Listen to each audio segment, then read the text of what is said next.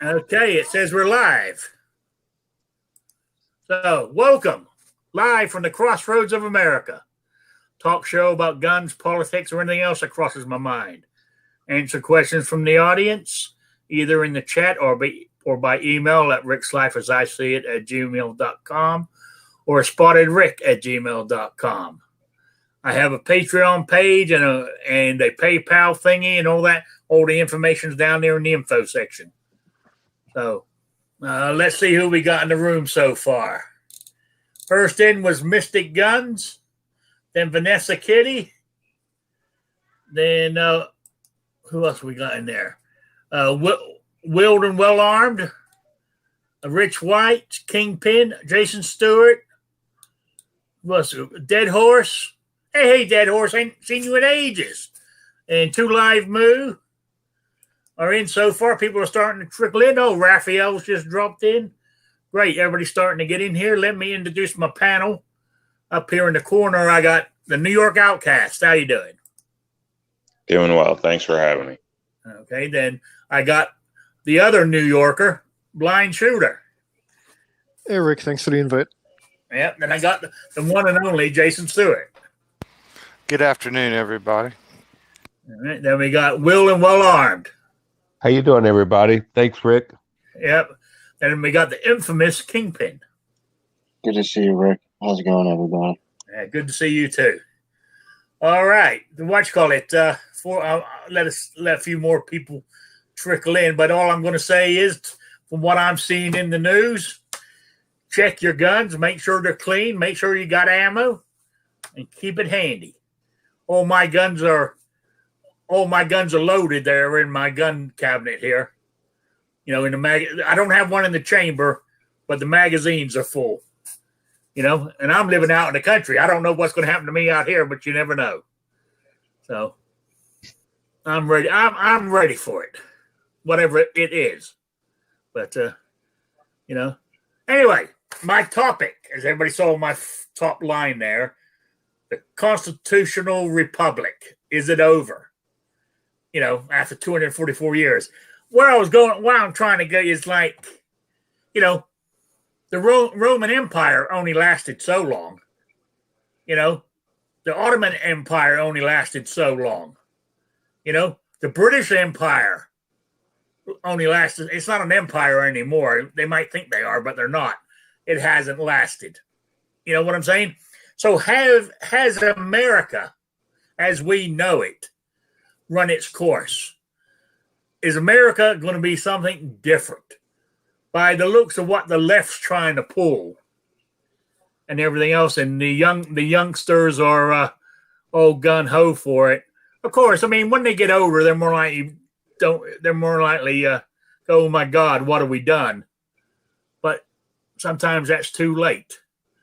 You know, like down where I'm going with this, where I'm saying it might be too late. Like Virginia, you know, they've passed all these anti-gun laws now. They're on the books. It's easier to get them on than it is to take them off. So they say they flip the House back to Republican.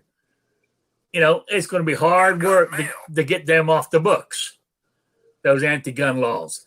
And that's what I'm afraid of. If these laws, if the House and the Senate flip, or even if we get a president, he can do executive orders. And it can, really, you might as well just rip up the Constitution. Because that's what they don't want. They don't want a constitutional republic anymore. You know, they want a, what's the word I'm looking for? Like a communist-run country. But, because they're going to do it right this time. You know, all the other countries and people got it wrong. And what's the scary part is, where I'm getting to is, I don't know if you guys were taught this in school, but this reminds me a lot of Russia in the 1917-18, when Russia got over, had their thing where, I can't think of the word for it now, or even later on, Hitler, they started this way. A small majority managed to persuade. I mean, even Hitler. I mean, really, his movement only was 9% of the country population, but they managed to overtake it and change the country to become what it became. And we all know what happened there. So all these little things we're getting around the country, it ain't far off. It only takes, somebody going into, changing the president, of the United States could change everything. Or keeping the Senate Democrat. And I mean, the Senate goes Democrat. The House stays Democrat. It's, it ain't going to take much at the moment. The way, I mean, or am I worrying too much, or am I sort of like fear mongering, or it's not that bad, or do you see that ever happen? Do you ever see the republic ever dissolving like all these other empires? I'm not saying we're an empire, but I'm using that just as an example around the world. They only last so far. Even the the guys down there in South America. What the hell is their name? That tribe that were big. They disappeared. Everybody. The Mayans. Yeah, the Mayans. Their empire finally disappeared. Every empire disappears eventually. But after 244 years, have we got there? What do you think, New York Outcast? I think everything, nothing lasts forever, in my opinion. And kind of the way the government sits right now, it doesn't seem sustainable, in my opinion. So it's hard to say. I think, like you stated, the question is when, and that I wouldn't want to give any predictions. I couldn't state if it's now or something's going to happen or not. So personal feelings, I don't think we're on a good track at this point, but it's kind of foolish to assume we're going to, everything will be the same forever. That's just a fairy tale. Okay. All right. What about you, Blind Shooter? I see the country going the way of the left, but not right away. I think there's still a lot of holdout that is ready and willing to fight, just we don't have as much of a backing as we did, let's say, 5 years ago. No, okay. All right. Jason Stewart. Well, I think there's definitely a movement to push toward that. And of course, we could call that the left side, but it's really just the news and the government telling us this. And in the long run, there's more than 200 million of us here, and probably only 5 to 10 million of us even watch the news or know anything that's going on. So, they can give us a show and make us think something, but I think actually pulling it off would be almost impossible. And I know there are other revolutions in other countries, but one thing, bottom line, don't our citizens have 100 million guns? So the communists before didn't have to face that. And we are so spread out. I just don't see it. I believe they're trying to push it and they want us to think that, but we're all just watching a puppet show, basically. Yeah, but I mean, Venezuela, they were very liberal in their gun laws. When that new guy took over, he banned all guns, and if you didn't, and he sent the army out, the forces out to get them, and everybody had to turn them in or face prison time, or they fought, they got shot. Yeah, I know. I think that's just more the media or whoever might push that on you, but like I said, come and try it. Come and see what happens, because our all-powerful, mighty, full force of our military, they can go over to some desert country half the size of a state and spend 10 years there getting nothing accomplished. Same as the Russians did. and they can't get a few tribes out of the mountains. So I think if you want to come try to take every person in this country's guns, you're just dreaming. You'll be eliminated and wiped out before you even get a percentage of them. That's just me. I just hold out for the best. I do believe the country is in deep trouble, and I believe there's agendas, but it's not just happened. This has been planned for decades. Their full plan isn't revealed, and they're not going to stop. So, I believe it's happening, but I don't believe it'll be successful. All right. Okay. What about you, Will and Well Armed? Yeah, I agree. I think it's been going on for years. I think we're actually in the middle of a civil war now. It's just not hot. I think that these, ultra liberals have been fighting us. I mean, right now we're being shamed into silence. People, 65% of people are afraid to give their opinion, especially on the conservative side. People, that have given money to anti-abortion or churches or CEOs have actually lost their jobs because of their conservative opinion. So yeah, we're right in the middle of a civil war as we are. It's a war of our conservative lifestyle, our traditional American life versus a progressive life that's going to be much worse than we think. We all believe in the individual overcomes the collective, and they believe the collective is stronger than the individual. So it's head to head at some point. And we do have probably 80% of all policemen, would fare with our side. I'd say 65% of the military would fare on our side. So it's not a clear cut. I don't think the police would actually come get normal citizens' guns. I think they'd throw down the gauntlet and say, no, we're not going to do it. Just like they did in Virginia. So I can see, maybe there was a movement that started about 6 months ago called the Proprietarian Movement. And then on July 4th, it imploded. Basically, they were talking about separating and the big cities versus the small cities into red and blue mini states. And, if there was a population of more than 150,000 of hardcore left, they could form their own little state in the city, and the rest would be, red and blue, separated like that. But then they got together in Virginia on 4th of July, and I watched it on. They look like bigots. They look like racist. Look like, and then they brought in Black Lives Matters, and they were going to partner with Black Lives Matters to separate, and they get the blue states and we get the red states, and it just all imploded at that point. So that was kind of my hope, but I didn't want to be it. They were seeing it as a black-white thing, and I was thinking, no, it needs to be a conservative.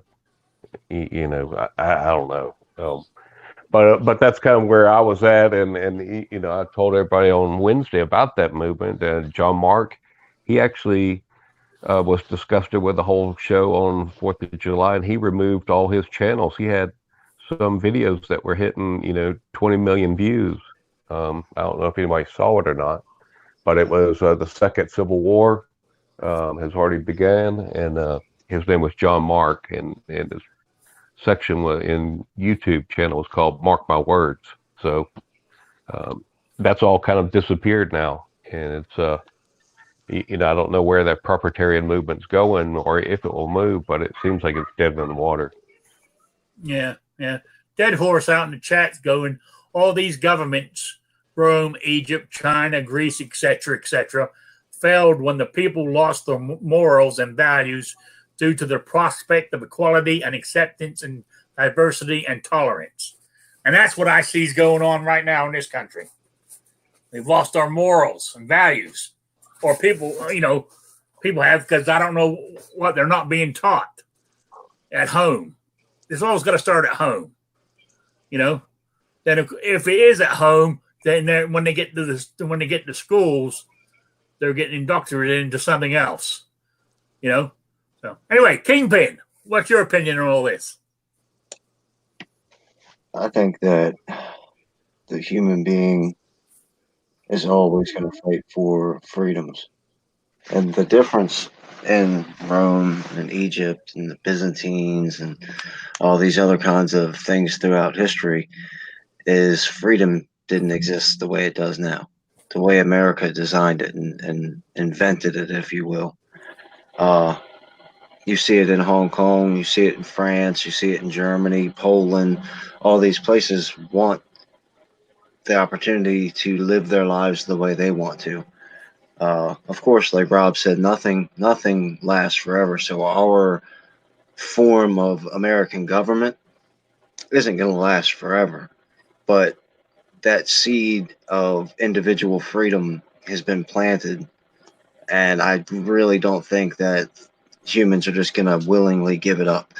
You're going to have to kill us all to get it. And I don't.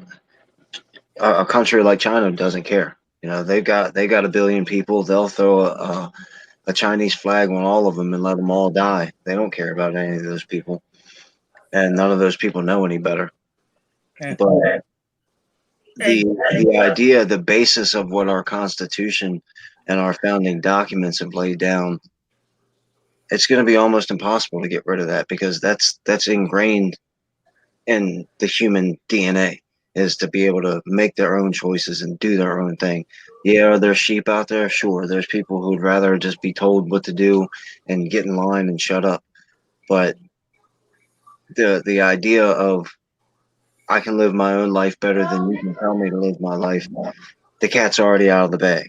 And getting it back in the bag is going to be roughly impossible. Yeah, all right. But I just, I mean, take Hong Kong for instance.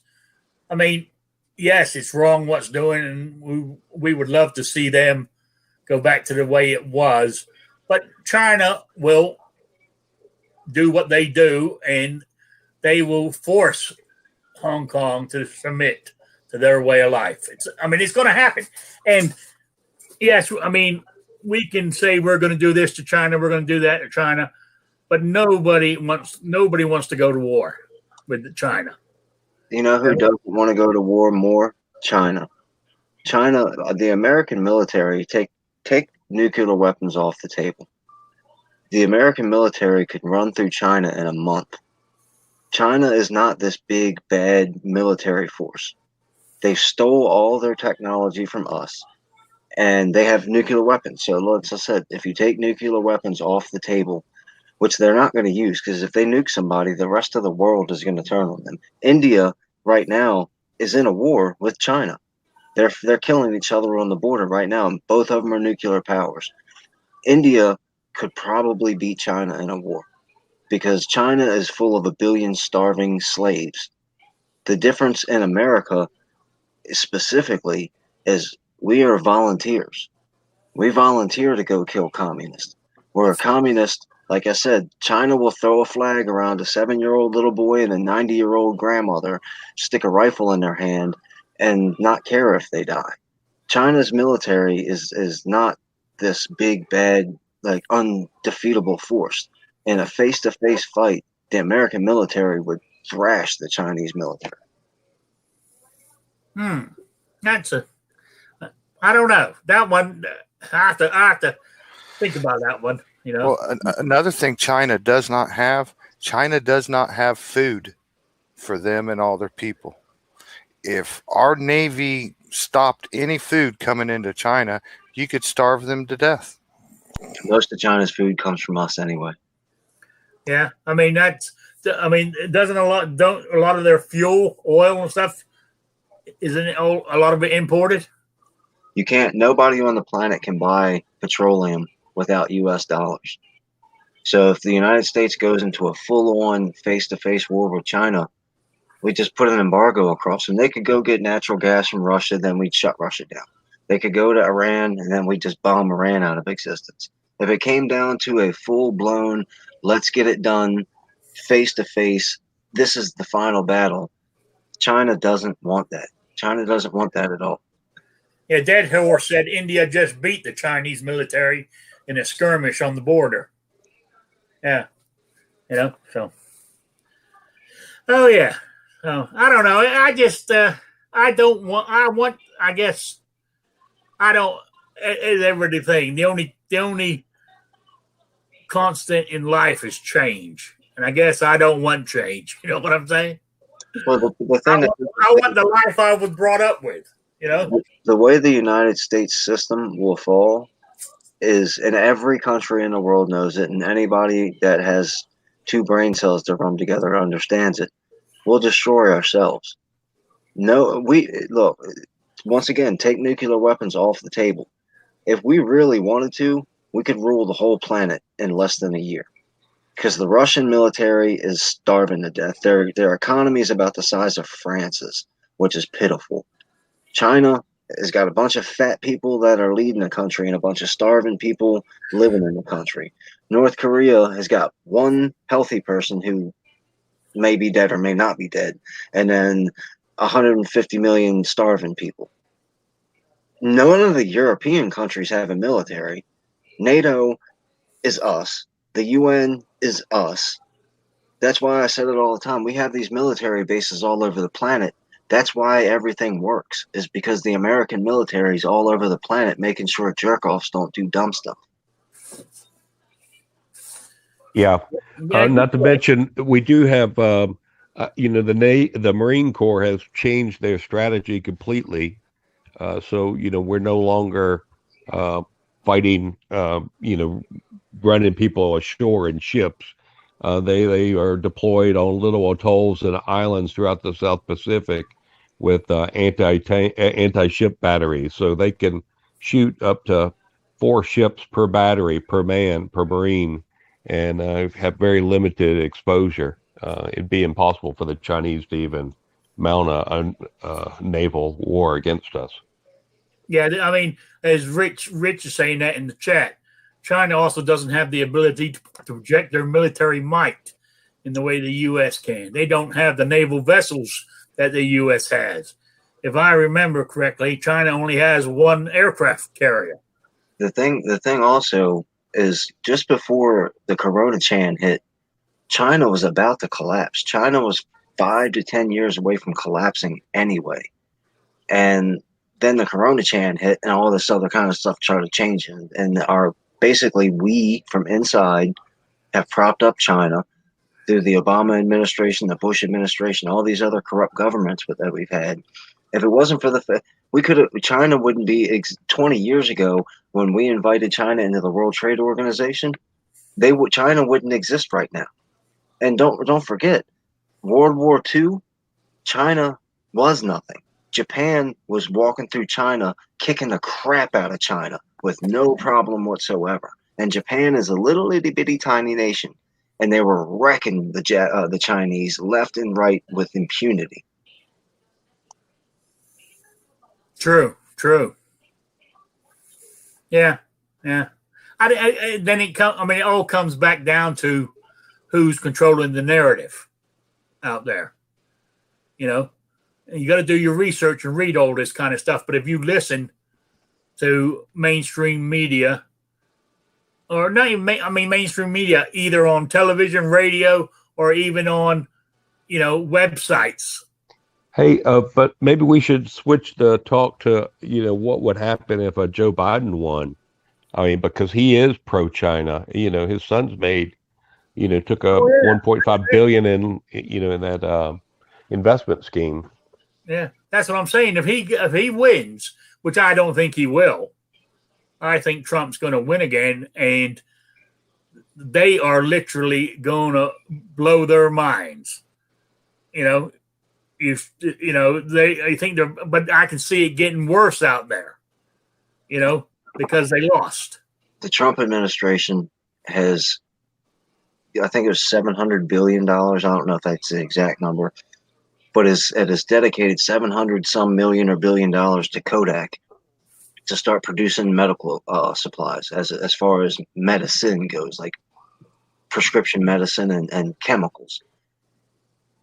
For whatever deluded reason, we have China making all of our medication for us. And China doesn't make anything. China doesn't make the iPhone. All China does is let India ship in glass, Tibet shipping plastic, Russia shipping copper, and they assemble all that stuff. So this idea that China is like this great like industrial power once again is false. And they make the LeBron James jerseys with slaves, with children slaves, and with Muslim slaves. Man, I can't believe the NBA, just stands because they're making money out of it. People pay big money for that stuff.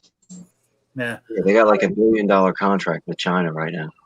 Oh, a dead horse. How quick that almost went away when that one coach last year said, "Hey, I'm pro Hong Kong. They need freedom." China was like, "All right, NBA, you're banned." And then the NBA was like, "No, no, no, no, no. We're still on your side. We're commies just like you." Yeah. Yeah. You're right. I mean, like dead horse there. I mean, what did he say here? Without Russian nukes, China would just be another third world country. Well, they still are third world with some first world technology.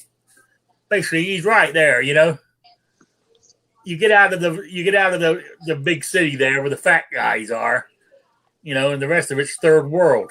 They're still, Hold on. The proper term for a communist country is second world. So first world is Western, second world are communist countries, and third world are the really fucked up backwards countries.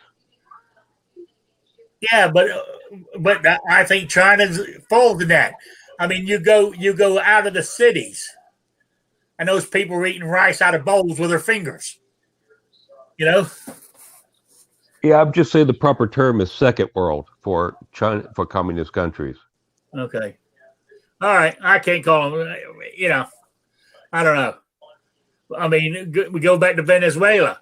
That was one of the top 10 countries in the world. Look at it now.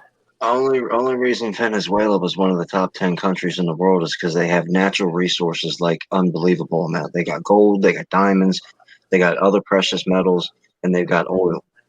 Venezuela is a banana republic, to put it that way, meaning there are a bunch of people who live in huts. Venezuela, only reason that they even are relevant whatsoever is because, once again, America doesn't let people invade them and steal their natural resources. If America wasn't around, or America wanted to, and we weren't like the good guys on the block, if you want to put it that way, you could invade Venezuela in 5 minutes and take all their natural resources. Yeah. You're right. It's but yeah. So you think so? Basically, the constitutional republic is going to still stand whenever even when the election happens and President Trump wins again. The ideal will always stand. Marcus Aurelius used to say that Rome was an idea. It was a thought. It was an idea. And then the American founders said the same thing. This was an idea. That idea is never going to go away, whether the practice is still there or not. You bring in Joe Biden and the radical left, and the practice is going to get destroyed. But the idea is still going to be there. Once again, that's why the people in Hong Kong stepped up and were waving American flags and singing our national anthem, because of that idea. The yellow shirts that were protesting 2 years ago in France, that was the idea. If you look back at the French Revolution, the biggest problem that the French had during the French Revolution, the Americans during the Revolution took the power from the government and gave it to the people. I understand the ins and outs of it, but we're just talking about a broad stroke here. What the French Constitution, if you will, says is they took the power out of the government and then gave it to another government. That's why France is the way it is because they gave their power directly back to the government. Yeah. Well, I mean, what I'm scared of is if the Democrat Party get into power and they do what they're claiming by getting rid of the filibuster, mail-in voted and stuff, it will become a one-party country. and that's a scary thought. I guess that's what I'm. I guess that's where I'm coming from. Is that is a scary thought to me. And with the progressives running the left right now, it's I don't know. I know that we like to try to soften the blow on the Democrats by calling them leftists and for calling them radical progressives. That's all sweet talk. They are Democrats. All of them are communists. All of them. They all everything that's ever gone wrong, except for maybe a handful of stuff in this country, is because the Democrats are so evil rotten as a party. Go all the way back to slavery. They didn't. I mean, Jim Crow, the Civil War, women's rights, civil rights, voting rights, gun rights, whatever you got. All the problems that we've had to fight through in this country are because the Democrats. It's not because just a few liberal progressives or a few radical leftists. It's because of the Democrat Party platform. That's it. Yeah. Oh, I agree with you.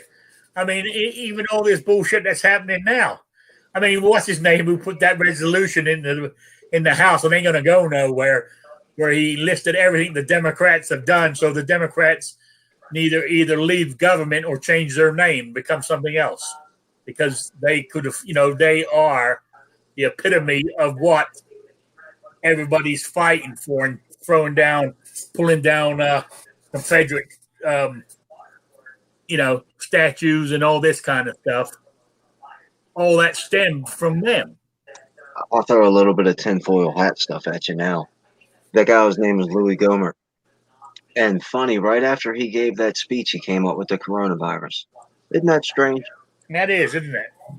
Yeah, that is Yeah. awful quick. Yeah, I think sometimes these tin hat theories have some, what you call it there. So, because even what's her name now thinks she's going to die, like her boyfriend Epstein or whatever, Maxwell. She's afraid she's going to be next. So she should be afraid. Anyway, we're getting slightly off topic there, but yeah, I mean, you're right on the Democrat Party. I mean, they are, yeah. I mean, I've never liked the way they've done stuff, and also, I mean, so they start taking the money from the rich. The rich will finally run out of money. Then where does the money come from? That's another bit of trickery right there, because the Democrats aren't going to take any money from the rich. Neither are the Republicans. They're going to take it from the poor and claim that they're taking it from the rich. That's how it always works. The middle class, the lower class, if you're going to call it that, is completely submissive and basically along for the ride. They got to get along to go along. The middle class, if they can destroy the middle class, which America is the only place that ever had a middle class and made a middle class possible. If they can shrink down the middle class, then we're in a lot of trouble. What is the saying? I can't remember exactly how it goes. A house divided cannot stand. Yeah. You're right. I mean, you're right. A divided house can't, what's it? United we stand, divided we fall.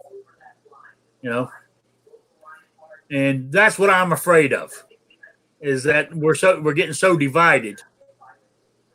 Or that's my perception, or am I wrong? Is the country as divided as is being portrayed by everybody? No.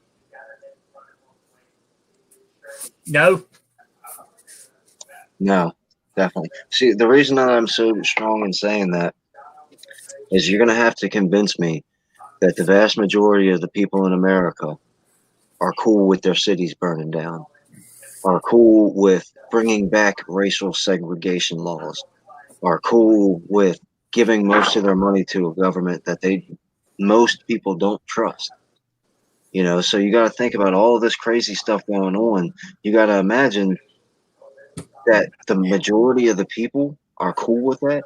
Now, Rob talks about it all the time. I'm pretty sure Rob talks about the biggest issue we have is the lack of participation, because we've got 350 million people in this country, and just say roughly half of them, we'll go with 100.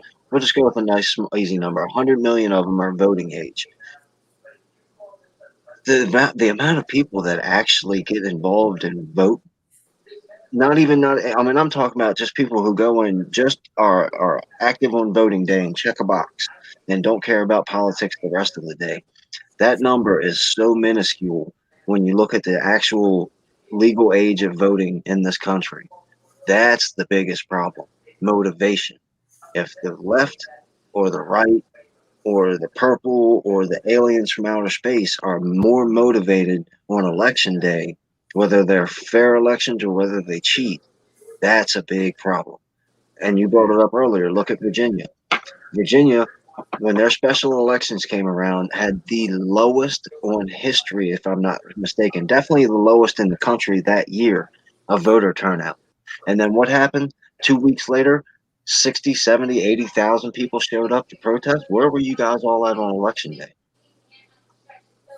Oh yeah, and unfortunately, it was great seeing all them thousands of people in the Capitol, marching with their guns and everything else. But those laws still got passed. It didn't do a damn thing to stop it. They were reactive instead of proactive. It's Right. the same with the bump stock thing that everybody freaked out about. So, it's the idea of it that mattered. And I think people are starting to pick up on it. Yeah. Hey, I've never missed a presidential election. I voted ever since I've been 21 or 18.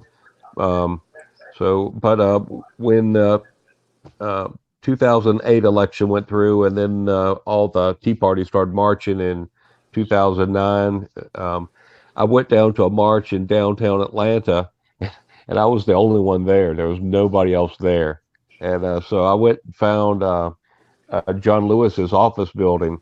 I sat in his waiting room for over 3 hours, and then they gave me time to talk with him. I gave him my point of view. I told him, hey, I've been in the VA system. I was told I needed to get a bladder augmentation. If not, my reflux in my bladder would cause me to lose my kidneys after a year if I didn't get a surgery.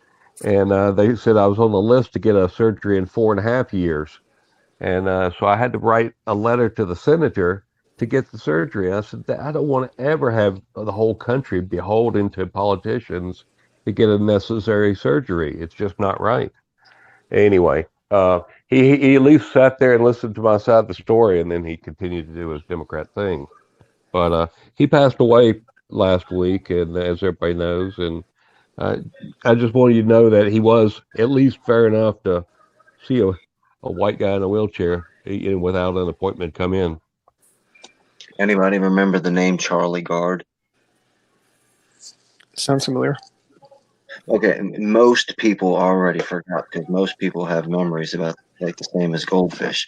Charlie Gard was that little boy over in the UK that needed emergency treatment, and India, France, let's see who else, the United States, I even believe Canada, all said, you send him to us, we'll take all the responsibility for it, and we'll do our best to save this kid's life.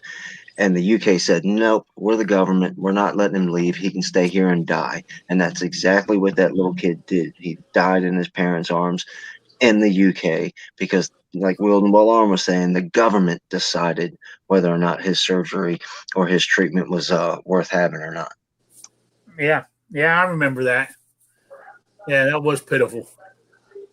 That was real pitiful. But now I thought the VA, the way Trump talks now is if you go to the VA and they say you need something, well, they can't do it. You can go to a doctor on the outside and they'll pay for it.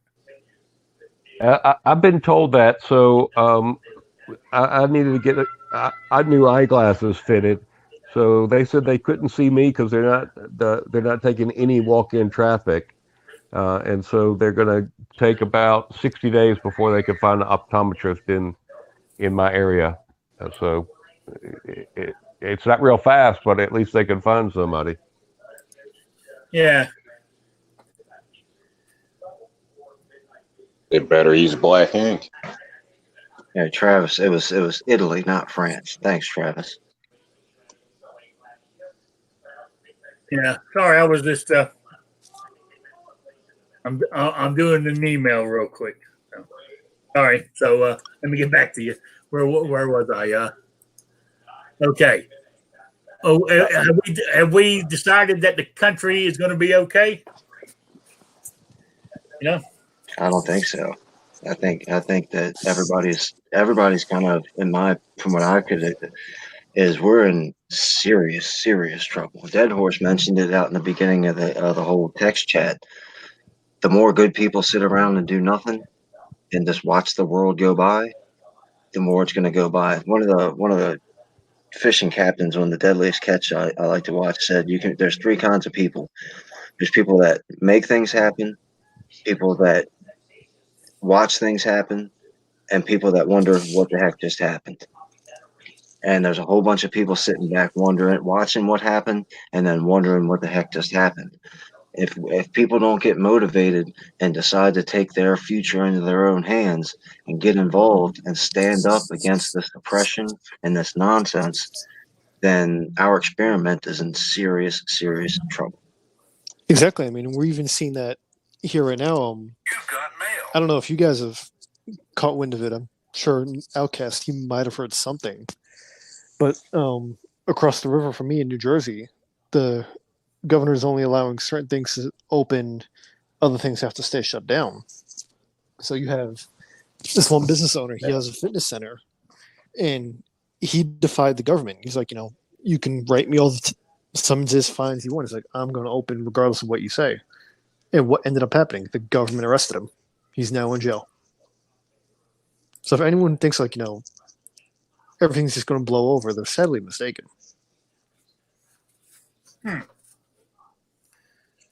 Oh. Well, I think the only thing that needs to happen is the Democrats need to destroy themselves. With all their crazy ideas and everything they want to enforce, they just believe, their party, the people's always going to vote for them, and people will. But when you start imposing all these crazy ideas and your will on the same people you need to vote for, they're not going to put up with it for long. It'll probably leave the door open for a nice third party. I don't think it's just the Democrats. I mean, there's quite a few Republicans also that, they're blowing smoke up everyone's ass, thinking, hey, don't listen to Democrats, listen to us. But at the end of the day, they're secretly Democrats also. Yeah, that's very important. The reason that I say vote Republican down ticket regardless is because the Republicans are cowards, and the Republicans can be pushed around. Go back to Virginia. Everybody, if 70,000 people show up, they'll never pass another unconstitutional blah, blah, blah, blah, blah. Well, it happened. It happened. And what did the government in Virginia say when the day that protests were going on? We're going to pass them anyway. I'm not making that up. They actually said, we're going to do what we were sent to office to do, regardless of how many people are out here protesting. Yeah, that's what happened in New Jersey, too. I mean, you get all these people that are showing up saying, you have to obey what the Constitution is. And the governor of New Jersey, he went on record. He's on camera saying that, I don't care if you have 200 people show up or 2,000 people show up. He's like, I do not care that you are in defiance of what I say. He's like, what I say goes. Yep. Yeah. I agree with you. Oh, well. So, do we want to move on? I got a question for everybody here in the chat. So you keep hearing on the media and from the Democrat communists that Trump has made a total, complete screw up of the COVID-19 stuff from the very beginning. But I don't hear them telling us what they would have done different. What could they have done different than what Trump has done so far with the COVID-19? Does anybody know what their plan was or is? No, their whole plan was no matter what he does, we're going to say the opposite. And then ultimately, after he started to slow the spread stuff and governors started shutting people's businesses down, they just wanted to take a complete lockdown all the way completely. But they didn't have a plan. Even when Trump stopped travel to China when we had one case in the United States. One, just one. One reported case anyway. I believe there was plenty of cases from the year before, just nobody knew about it yet. But one case, and Trump shut, and everybody called him a racist. Everybody said he was a xenophobe and all this other kind of stuff. Oh The, yeah, The Democrats never had a plan. Their whole plan, Chuck Schumer said it the day Donald Trump was elected. We're going to fight him every step of the way. And that's a direct quote from Chuck Schumer. oh yeah. And I remember when he banned China from flying in. Oh, Pelosi walked down to Chinatown, saying nothing wrong with the Chinese and all this kind of crap. So I agree with you. I mean, they fought him all the way, and when he wins again, they are literally going to go. I mean, they're going to do investigations again for the next 4 years and everything else, and there's going to be turmoil all over the place. I can see it. I can just see it. I'm hoping there's not. I'm hoping they realize that, all he's trying to do is put America first. Any chance of the John Durham cases coming up before the election, or is it just too late? Well, Barr said he might do it. But the problem is, if it's not done, and God forbid Trump loses, that the Durham report will never be done. You know what I'm saying? It'd be just shelved somewhere. It won't even see the light of day. Because what happens is that the president changes, all them, the attorney general changes, and all this. So it would just be, put in a file somewhere and left there. I think a lot of this that's happened is really Trump's fault. Not Corona, but everything the Dems have done for 2 years is Trump's fault, because 4 years ago, on the very first day after the election, he changed his mind on what he told us he would do. He said he was going after Hillary Clinton and she was going to go to jail. He won the election. The next day, he actually said, "Oh, I don't want to hurt anybody. They're good people." He screwed us and himself right then and there. If he'd have stayed the pit bull and drained the swamp and been on her on the attack right from the get-go, you would have been cleaning the swamp for 4 years instead of the swamp just getting worse. Donald Trump has been draining the swamp for 4 years. That's how we know about Comey. That's how we know about Brennan. That's how we know about Clapper. That's how we know about Obama. That's how And we the know Clintons and Epstein. And that's how we know about Harvey Weinstein.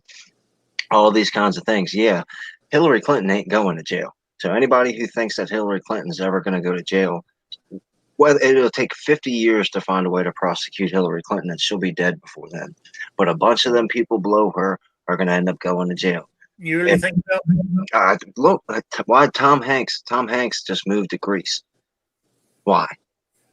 Because he's under this pedophile ring that Epstein and Weinstein got started in. The only reason that anybody's went after them is because the Trump administration's allowed people to do it. Look at all the soldiers that he's been trying to bring home. The Congress just passed a law that said that he has to ask for permission to bring people home from Afghanistan. When every president since George Bush put him there has said we're going to take them out and never did squat about it. Trump started bringing them home, and they passed a law that says you can't do it without our permission. So all these scumbags out there, Donald Trump can't do this by himself. I've said this a million times. All the Republicans hate him. All the Democrats hate him. And everybody that is in regular real world, average everyday Joe and Jane are more hung up on the fact that he sends a mean tweet to somebody, or he's not presidential and all this other kind of crazy stuff. As long as we keep picking at him because he said something mean to somebody in a tweet, or he sent a tweet about something that he should have kept his mouth shut about, or the coronavirus, nobody was making out on that. Nobody, anybody, period, when they came out and said 2 million Americans were going to die in the next couple of months, everybody on the planet panicked, even me. And I think the coronavirus is as fake as a $3 bill. But when you heard that first number, 2 million Americans are going to die in a few months, everybody flipped out. Donald Trump is stuck. Whether or not he believes in the coronavirus or not, I'm not too sure, because he is kind of wishy-washy. Sometimes he's a mask, sometimes he's not, and this, that, and the third. But for him to come out and say, look, forget all this coronavirus stuff, he won't get half the votes, because he's already neck deep into the coronavirus with everybody else. So there's a whole bunch of the swamp stuff that he can't do nothing about, because he's all by himself. Jeff Sessions was supposed to help him, and Jeff Sessions dipped out on him on the first day.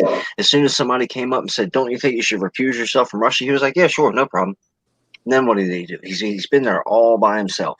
And like I said, half of us won't even support him, even though that's the man we've wanted, man or woman, that's the politician we've wanted in the White House for decades, is Donald Trump. And now we got him, and we won't support him. He's got my support.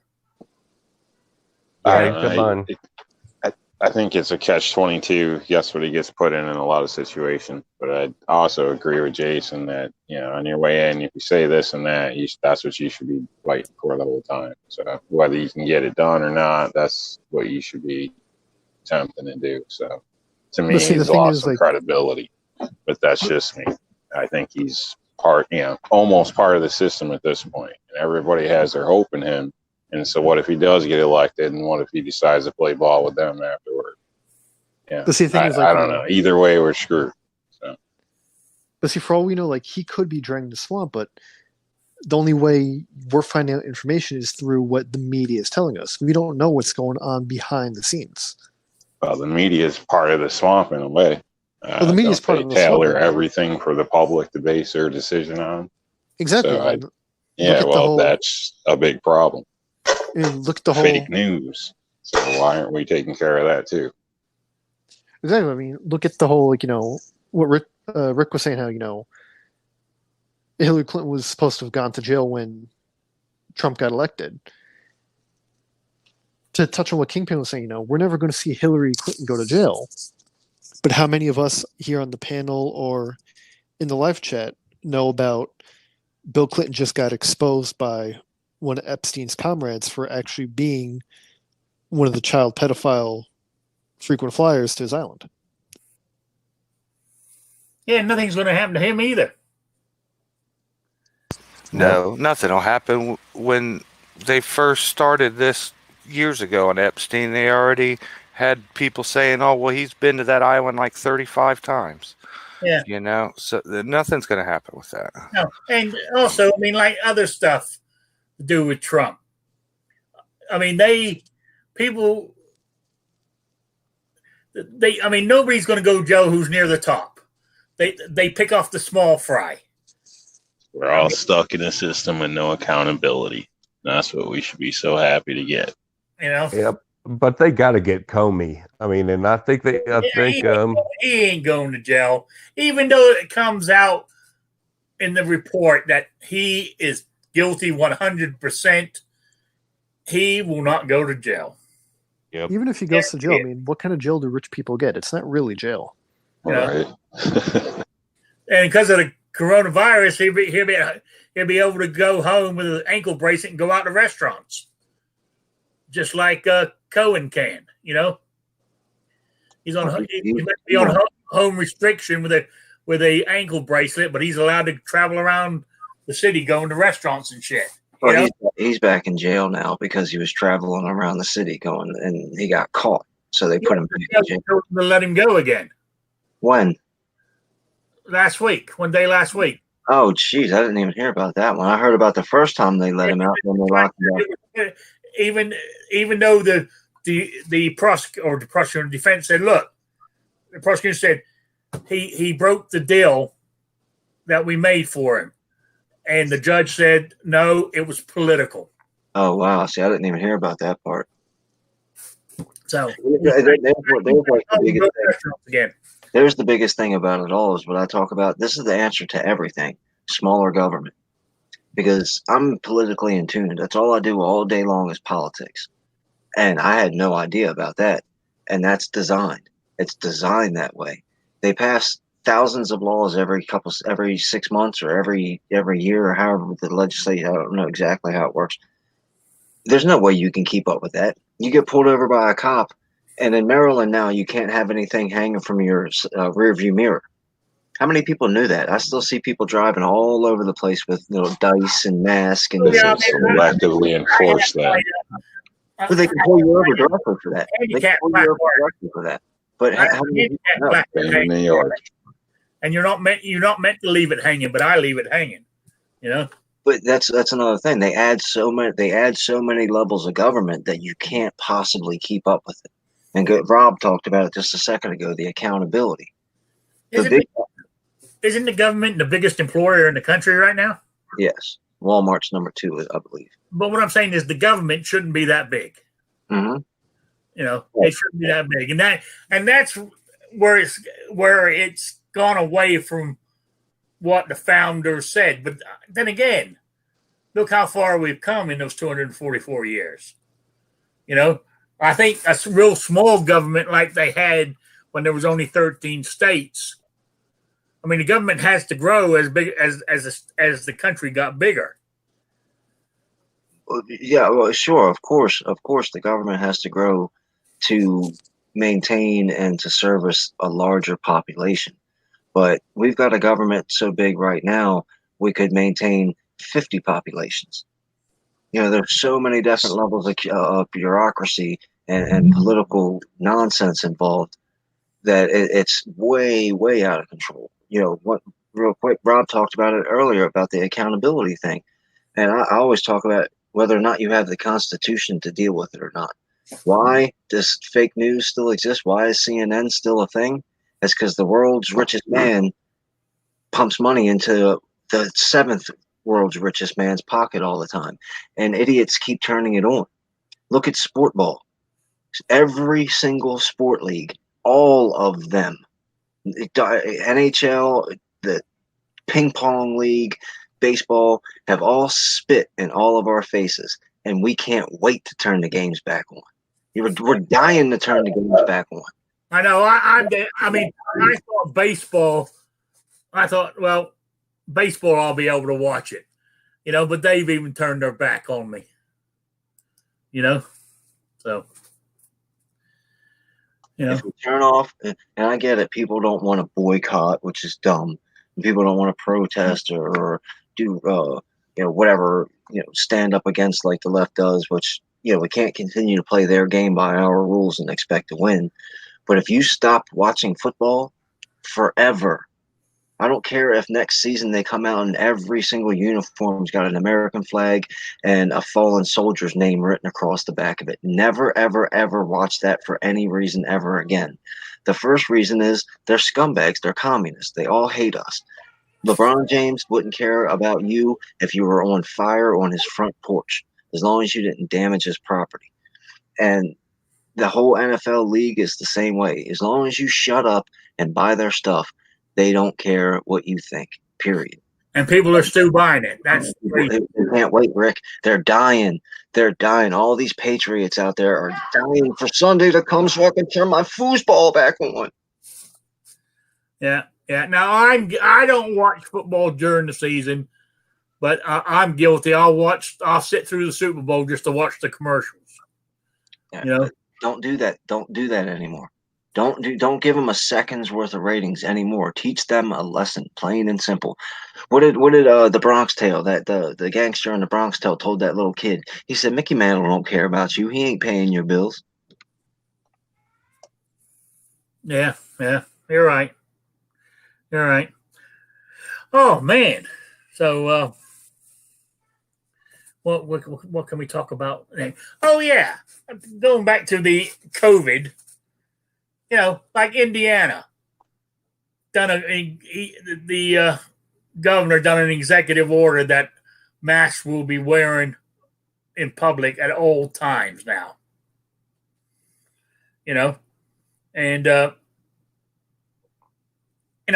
originally it said it was going to be a 6 month jail term if you got caught without it. But he got so much backlash from that in the final draft that he signed, that wasn't in there anymore. There's no penalty for being caught without it, but it's mandated that you got to wear it. So basically you're going to have to public.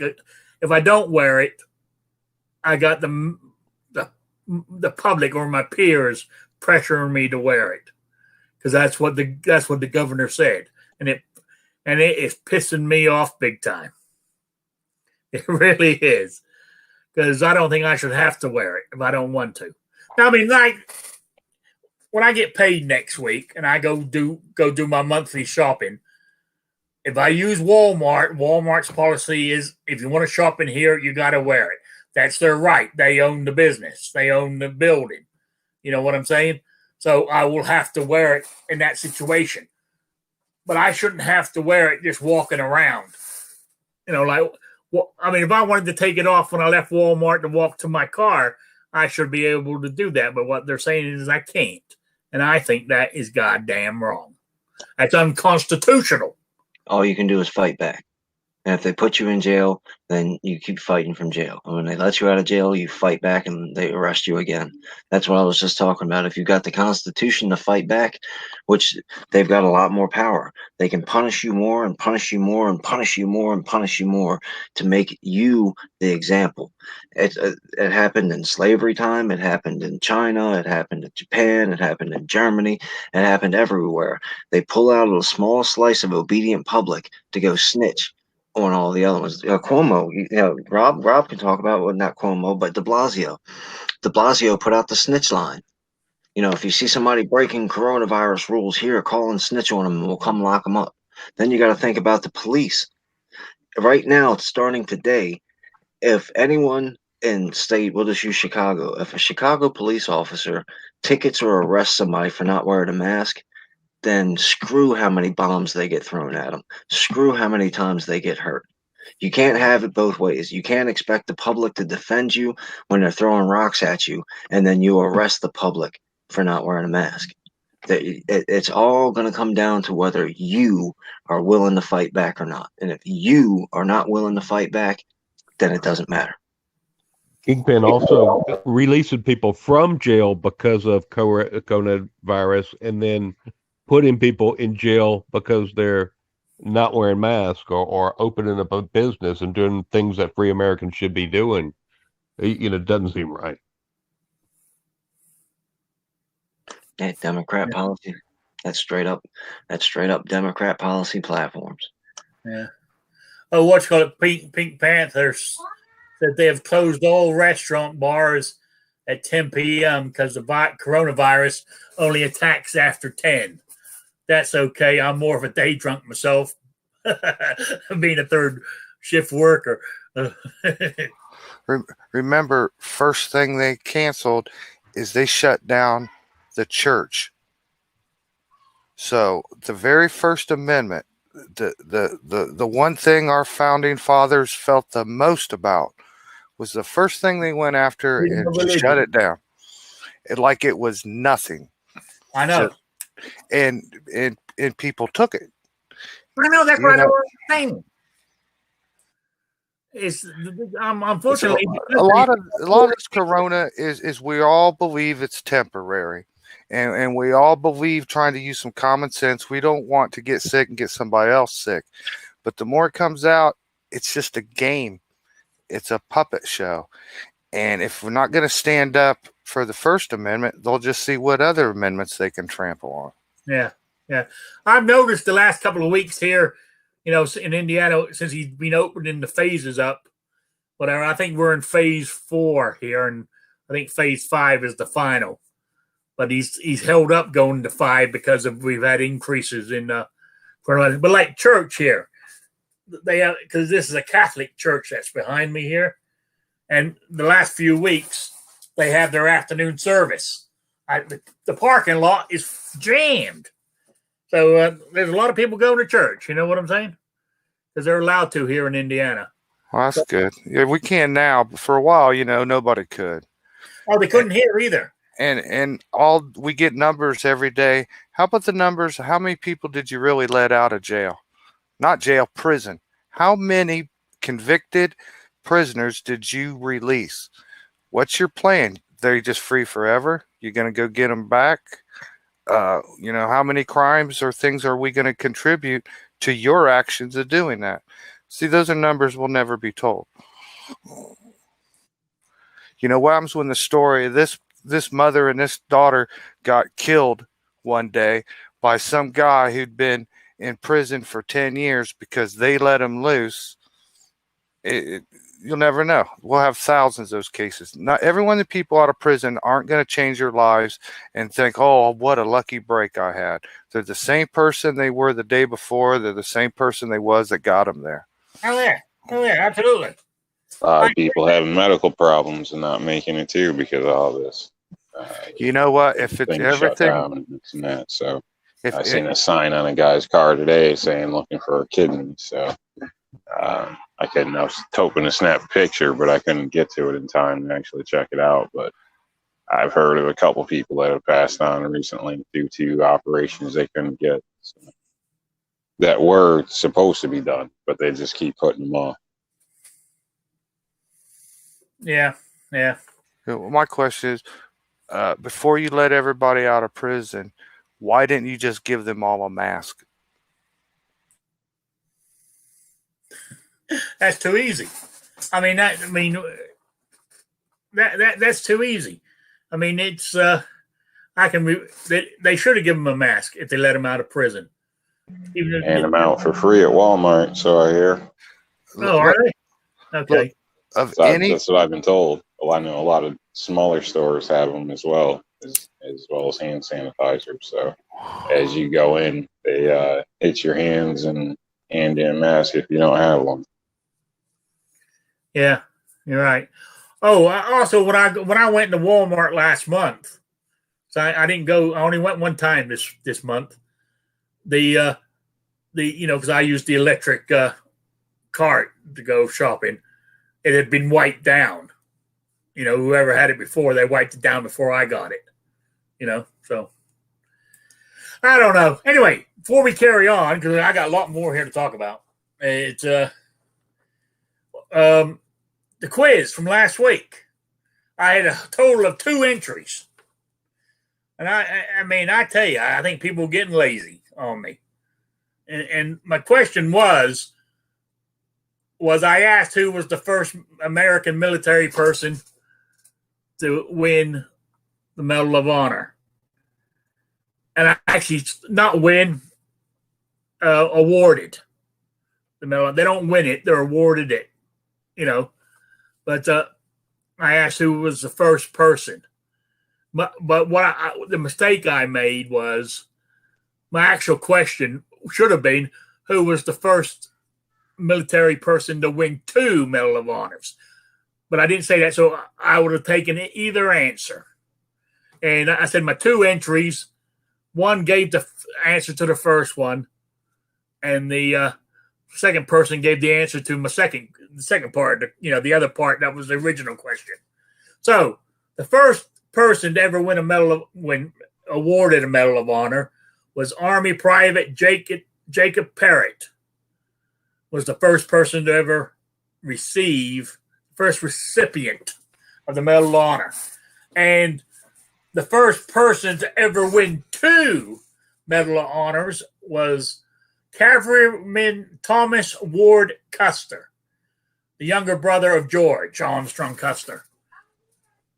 He was the one he received 2 of them. He was the first one to receive 2. So there you go. And so where's my random picker with my 2 names on it? Here it is. Let me hit it. And who's won it? Guns and Barbecue has won it. Hey, there you go. So there we go. That's the winner. Rick, is there anyone that's won more than 2? No. There's been 19 people who have won 2. But nobody's won more than 2. Okay, here's my next question for next week. My next email question for next week. It's still got to do with the Medal of Honors. right? I want to know the name. This got two or three parts to it. I want to know the name of the only woman to be awarded the Medal of Honor, and I want to know why was it rescinded in 1917. I'm giving you some clues here, but President Jimmy Carter in 1977 restored the honor to her. So there you go. So I want the name of who it was. First woman. I think she's the only woman actually to receive the Medal of Honor. Email me at rickslife@gmail.com or spottedrick@gmail.com by 12 noon next Saturday. Eastern time, the only time zone that matters. Okay. All right, let's carry on because I got it. What was my other question? Oh, yeah. Do you think, was Trump right or wrong to send in more federal law enforcement to these cities to protect federal buildings?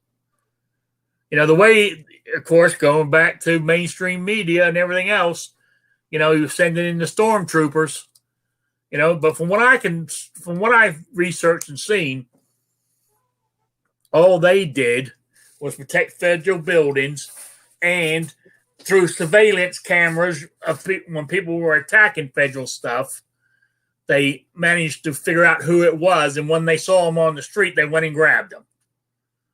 You know, which I think is totally.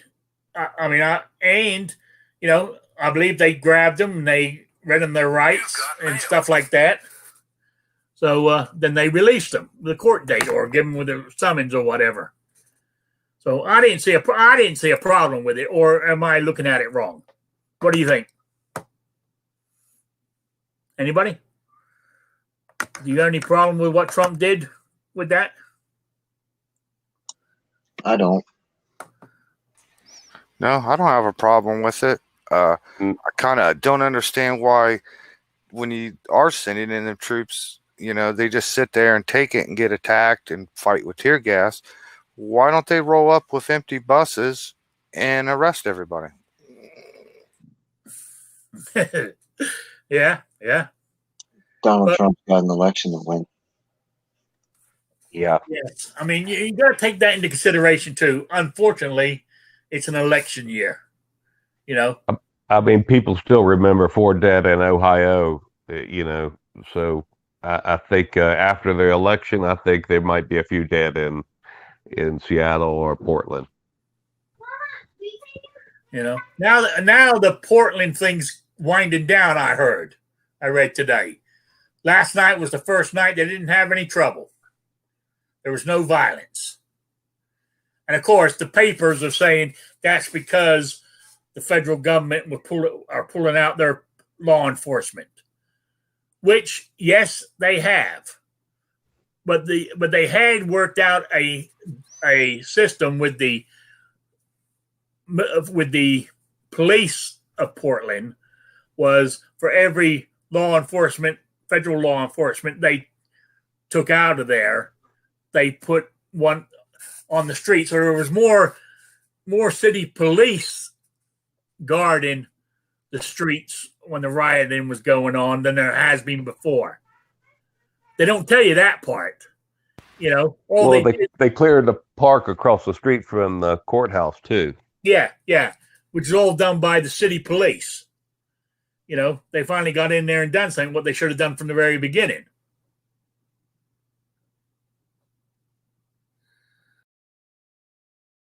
Yeah. Oh, Patriot Dark says, hello, everyone. Sorry, I wanted to jump in and contribute, but my sugar's been scraping bottom this afternoon. That's all right. You know, that's all right. It's nearly over anyway. And but I appreciate the at least you're listening. So I feel that I don't know.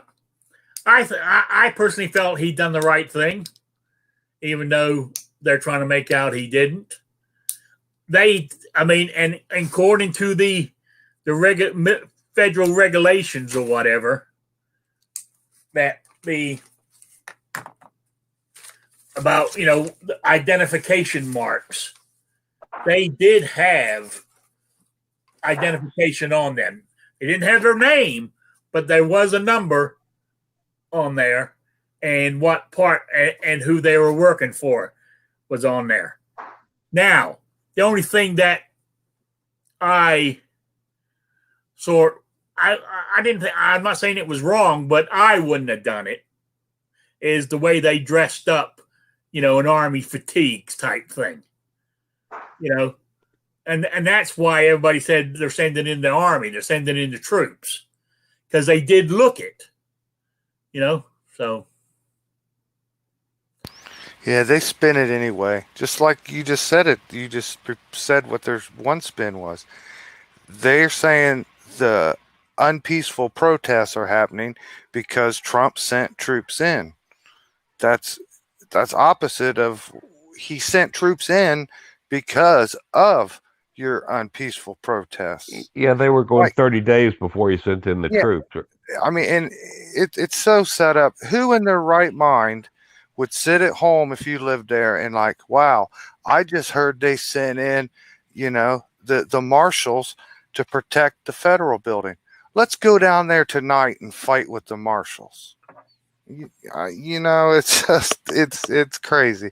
If they were dressed like riot gear, they'll call them stormtroopers. If they were dressed, like school principals, the media would turn around and say, we have a legitimate problem on our hand and he's not treating it with severe authority. They would twist it the opposite of whatever did happen. I would go in, squash this, get it done with as soon as possible. Something else will happen. We still got a long way from the election, because if people had any kind of memory, they would remember the last 3 years of nothing but their Democrats' lies, fake investigations, cover-ups, constant attacks. But we forget about that. Like, we've already forgot about how insane impeachment was. We've moved on now. Oh, let's blame Trump for Corona.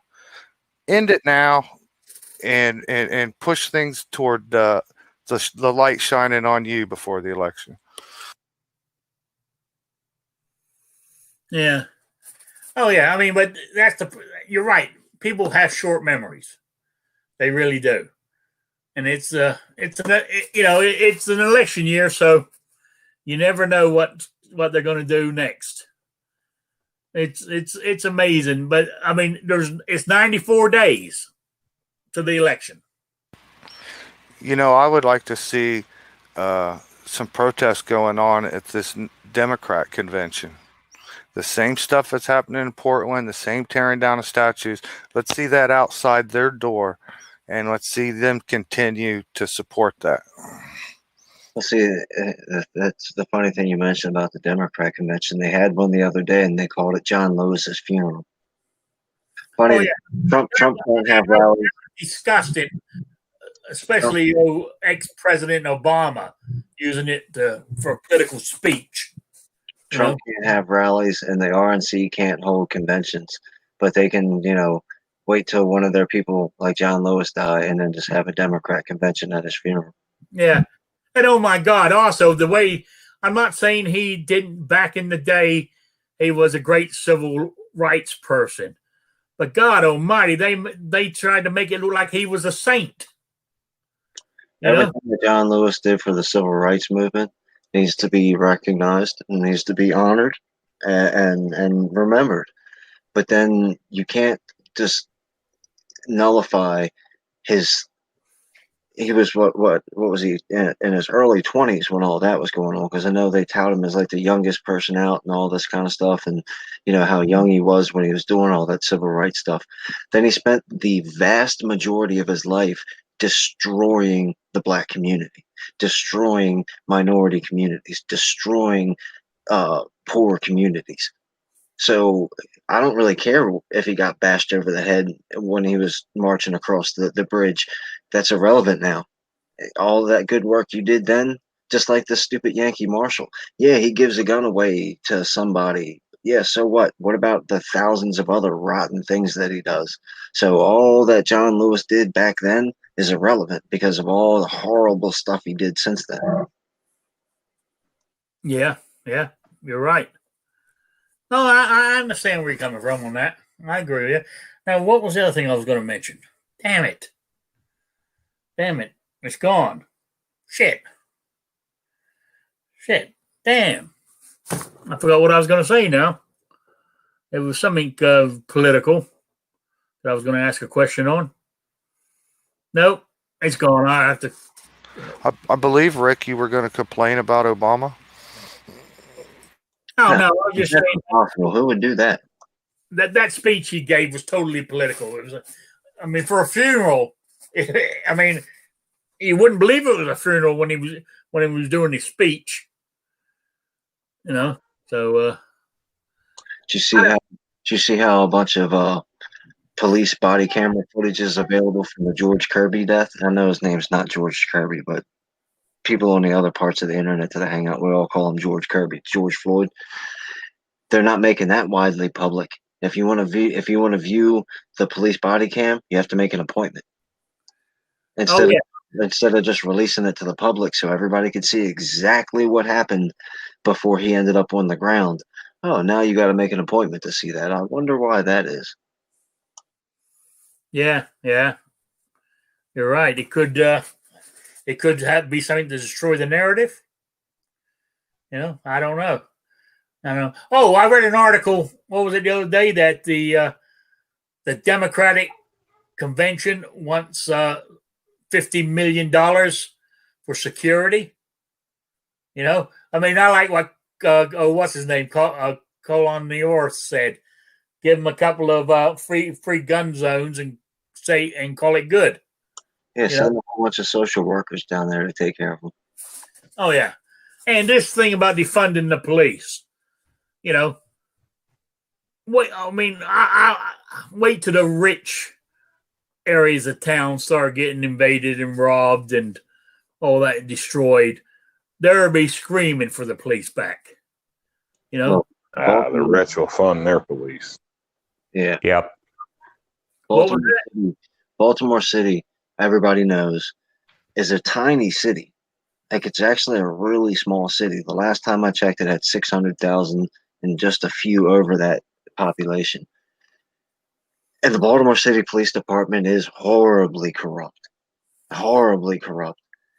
And a lot of the men and women that wear the uniform do a lot of corrupt stuff. And then there's a bunch of them that do a lot of good stuff. But if you take the money away from the Baltimore City Police Department, the Baltimore City population will drop in half in 5 years. I know that's a wild thing to say, that 300,000 people, but a whole bunch of them are going to move, and then a whole bunch of them are going to get murdered. And then the ones that don't move or get murdered are going to die of drug overdoses or STDs. And I know the police don't have anything to do with the STDs except for getting hookers off the street and getting drugs off the street. But all that stuff will correlate. And all that money, they're not going to just take money away from the police department and then not spend it. It's not like if, New York got $1 billion from the police. New Yorkers didn't just save $1 billion. A whole bunch of Democrats just got $1 billion that they stole from the police department. Oh, absolutely. Absolutely. I agree with you. I'm trying to think where it was. There was they're going to send an unarmed unit to do traffic stops in the city. I'm trying to think what city it was. Is it Portland or Seattle? One of those there on the West Coast, up there in the corner, in the Northwest. They're going to send unarmed, untrained. It's going to be sort of like other departments of the state government. They will become sort of like meter maids, and they will do the traffic stops. That sounds pretty risky. That I can see. You pull somebody over, once they see who it is, they're going to fucking beat the shit out of you or shoot you. You know, they're not going to pay attention. You know, now don't get me wrong. As Kingpin said, some of the police today, you know, there is some really, there's good police and there's bad police. I think the police departments have become militarized, which I, you know, don't like. But I mean, do we need them like that in today's society? I always say this when we talk about the militarization of the police and why that happened. Go ask Al Capone. Well, what does that mean? How are we supposed to do that? Well, police carried 38 special revolvers. Al Capone carried a 45 ACP Tommy gun full auto. So that's why cops are militarized now. It's because criminals are militarized. You know, the super predator that Hillary Clinton talked about is a real thing. She got nailed for being a racist because she's an idiot, and she probably should have put it better. But the criminals on the street are super predators. There's 12-year-old little boys that I know personally in Baltimore City that will kill your whole family and then go get a candy bar. You know, so you need the police to be able to defend themselves. And one other thing about the police, statistically proven by the FBI and the CDC, more people die from malpractice in your doctor's office and your emergency rooms and your hospitals than cops mess up. So cops have one of the best track records as far as any organization on earth has, as far as doing their job the right way. So think about that before you decide not to go become a cop, but sit behind your the television screen and scream about how the cops need to be retrained and the cops are this and the cops are that. The cops have a better track record than any other organization in America and probably on the planet. Yeah, I get it. Derek Chauvin shouldn't have put his knee on George Kirby's neck. Big deal. That happened. He's in jail for it. He's going to spend the rest of his life in jail for it if you believe the whole narrative behind it. I know some people don't. But the vast majority, 300 some odd thousand or million cases a day or a year that police interact with people. And a very itty bitty tiny number of those people get hurt or shot. And an even tinier of those amount of people are unarmed.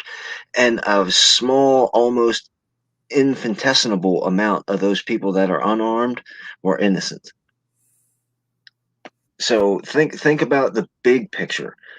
You know, I mean, I could go on for hours. I mean, you could talk about Ahmaud Arbery.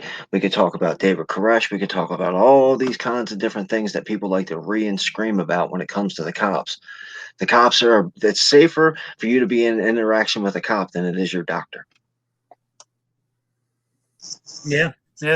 I don't think the police should be as big of a force as it is in some cases.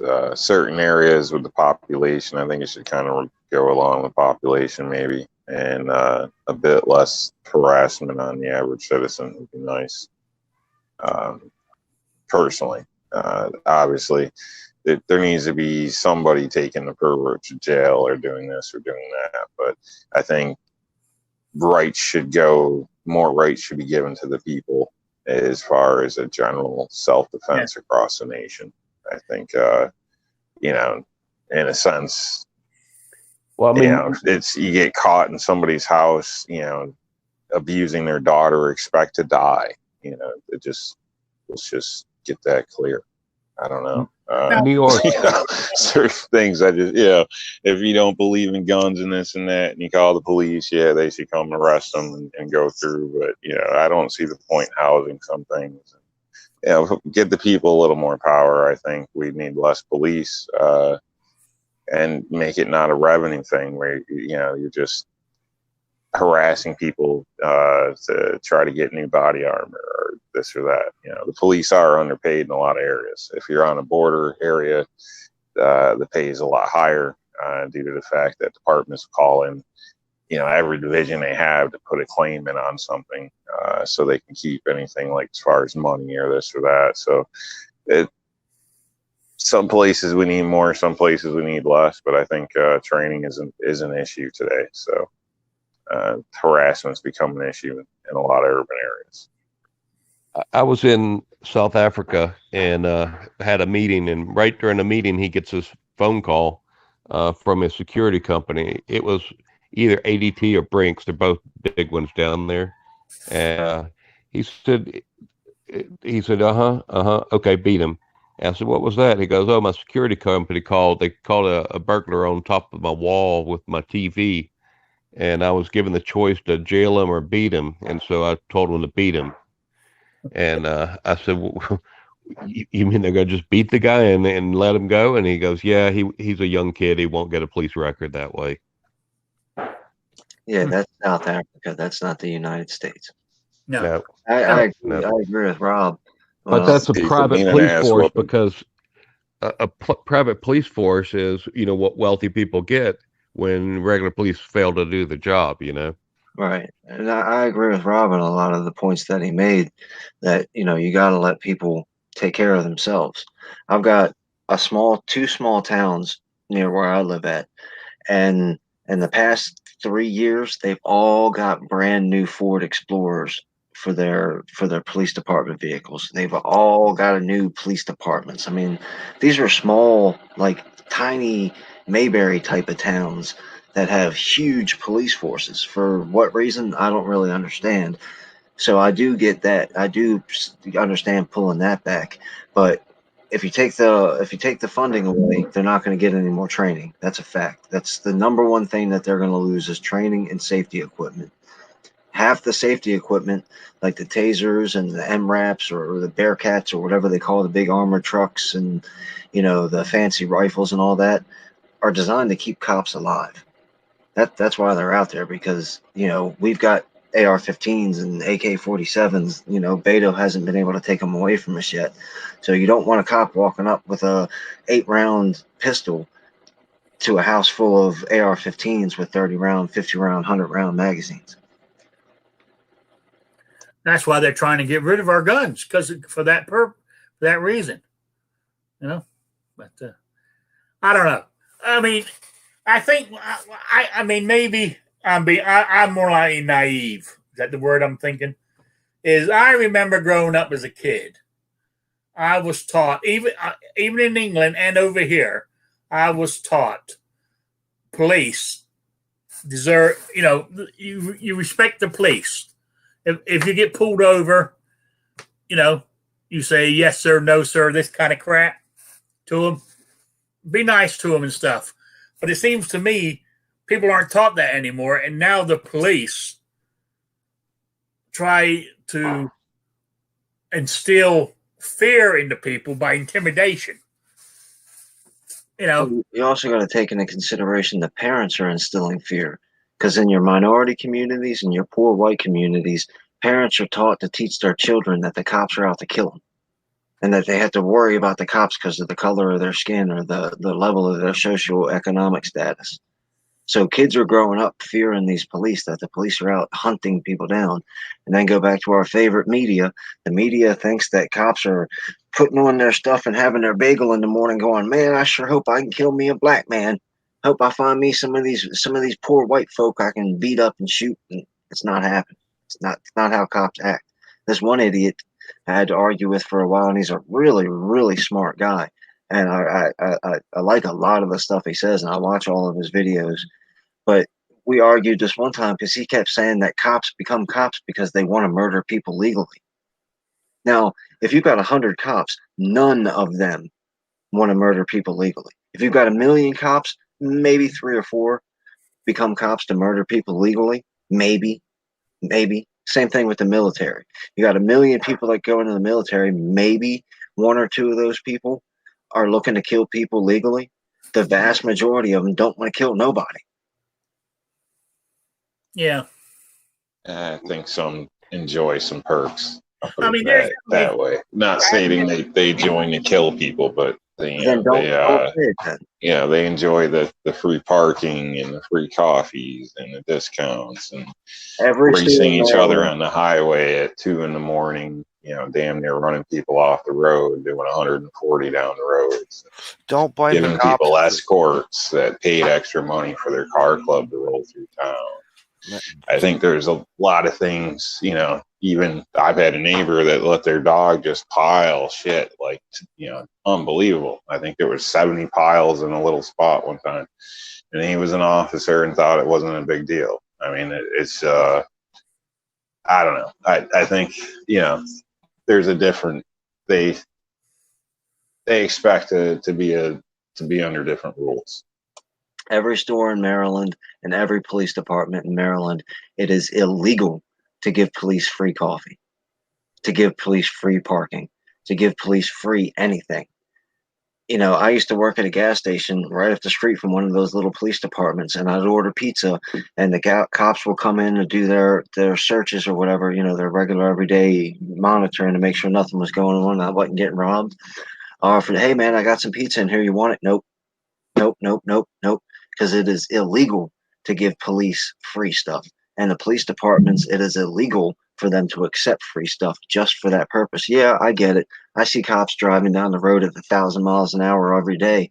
If you call the police department and say, hey, license plate 123 ABC just drove by me at 500 miles an hour in a 5 mile an hour zone, they should investigate that. And of course, most of the time they don't. They sweep it under the rug because they're looking out for each other. But just to say that people join the police department to get free coffee, that's a stretch. And to say police people join the police department to kill people legally is absolutely absurd. Yeah, it goes to, like we say militarized. I think, to me, I'm more looking like the equipment they have, which is used with the hardened criminal, to save the policeman's life. How have we got to that? You know what I'm saying? What other job in America do you put a uniform on, and just because you're wearing that uniform, people want to kill you? Not even the United States military, because Patriot can walk down the street in his military uniform and nobody bother him. Patriot puts on a police uniform and people want to kill him just for wearing that uniform. Good, bad, indifferent, rookie, veteran, whatever. Yeah, why have we got you're giving a speech when you get a uniform. Places you shouldn't really wear a uniform, and how to take care of that. And things not to talk about, as well. But why should the cop wear a uniform when they're on duty? I'm sorry, what's that? Where should cops not wear their uniform when they're on duty? Well, no, I'm just stating it's it's different, but in the same sense, there is risk in a uniform as well, and there's risk for a social worker going door to door. There's risk in a lot of jobs. There's risk in every single job, but nobody wakes up in the morning thinking I'm going to go kill me a cab driver. Gangbangers wake up all the time and say, if I see a cop, I'm going to kill him. If a cop pulls me over, I'm going to shoot him in his face. When you hail down a cab, they don't get shot. There's a lot of areas where most cops, maybe had to draw their weapon twice in their whole service. There's a difference between where, I think. Okay, but then right there is another false part of the narrative. If plenty of cops never have to even pull their weapon out, how is it possible that cops are killing people with impunity? How is it possible that if cops never have to take out their taser, that they're beating people like it's going out of style? Look at Chicago. How many murders and shots are taken every day versus I don't know, Timbuktu somewhere where there's one part-time deputized guy that drives around and maybe stalks people from the bars. It's a total different. Even the Chicago Police Department, hardly any of those cops pull their weapons and shoot people.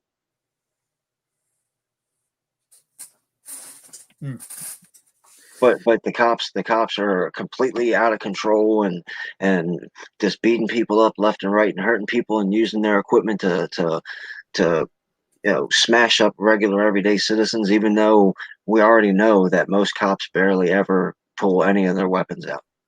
Yeah, so we've had 9 people killed unarmed people killed this year, black people, where 100, or how many cops have been killed? 40 or 50? 60? I don't know. I haven't really looked into it. The biggest thing about it all is use critical thinking, no matter what. If I'm saying something, if Rob is saying something, if Captain Kangaroo, you guys might not know who Captain Kangaroo is, but if he's saying something, think about what's being said and analyze it and try to research it a little bit. And you usually don't have to do a whole lot of research. It only takes a few seconds, even if it's just asking your neighbor. A lot of people are back to the beginning of the whole conversation is the sheep getting in line and just following what they're told and keeping their blinders on and only wondering what's happening right in front of me right now at this second. If Don Lemon comes on TV and says that Jason Stewart kicks puppies every day, there's going to be hundreds of thousands of people who hate Jason Stewart and hunt him down because he's kicking puppies. When the reality of the story is Jason's never seen a puppy in his whole life. He doesn't even know what a dog is.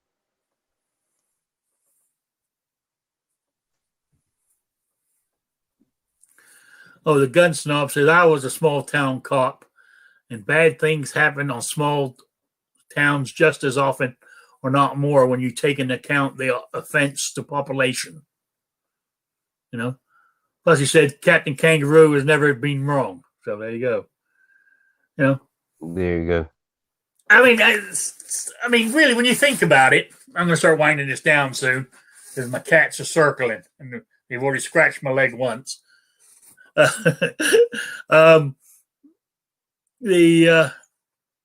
as civilized people, even though it's in the 21st century now, we have lots of technical gadgets and shit, but we're not any different to what we were way back when.